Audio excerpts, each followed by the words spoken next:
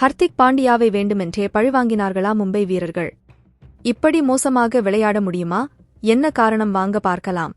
IPL 2024 ஆண்டு season தொடங்குவதற்கு முன்பே மும்பை இந்தியன்ஸ் அணி மீதுதான் அனைவரின் எதிர்பார்ப்பும் இருந்தது. காரணம் 5 முறை கோப்பையை வென்ற ரோஹித் சர்மாவை நீக்கிவிட்டு குஜராத் அணியிலிருந்து ஹர்திக் பாண்டியாவை அழைத்து வந்து கேப்டனாக இருக்குமாறு மும்பை அணி நியமித்தது. இது அந்த அணி ரசிகர்கள் மத்தியில் பெரும் அதிர்ச்சியை ஏற்படுத்தியது. மேலும் மும்பை இந்தியன்ஸ் அணியில் அடுத்த கேப்டன் பதவிக்காக காத்திருந்த பும்ரா போன்ற வீரர்களும் இந்த முடிவுக்கு ஆதரவு தரவில்லை. இந்த நிலையில் மும்பை இந்தியன்ஸ் அணி விளையாடிய 2 போட்டிகளிலும் தோல்வியை தழுவியிருப்பது ரோஹித் ரசிகர்களை மகிழ்ச்சியில் ஆழ்த்தியுள்ளது. ரோஹித் சர்மா கேப்டனாக இல்லாமல் மும்பை இந்தியன்ஸ் அணி தடுமாறுவதாக அவர்கள் மகிழ்ச்சி தெரிவித்து வருகின்றனர். இந்த நிலையில் கேப்டன் ஹர்திக் பாண்டியாவுக்கு மும்பை இந்தியன்ஸ் அணி வீரர்கள் முறையான ஆதரவு தரவில்லையோ என்ற குற்றச்சாட்டு எழுந்துள்ளது. மும்பை இந்தியன்ஸ் அணியின் கேப்டனாக ஹர்திக் பாண்டியா வந்ததை வீரர்கள் விரும்பவில்லை என்று அடிக்கடி செய்திகள் வெளியானது. இந்த நிலையில் தொடர்ந்து 2 போட்டிகளாக மும்பை இந்தியன்ஸ் அணி மிகவும் மோசமாக செயல்பட்டு இருப்பதாக விமர்சனம் எழுந்துள்ளது. குறிப்பாக ஹைதராபாத்க்கு எதிரான ஆட்டத்தில் 277 ரன்கள் அடிக்கப்பட்டதெல்லாம்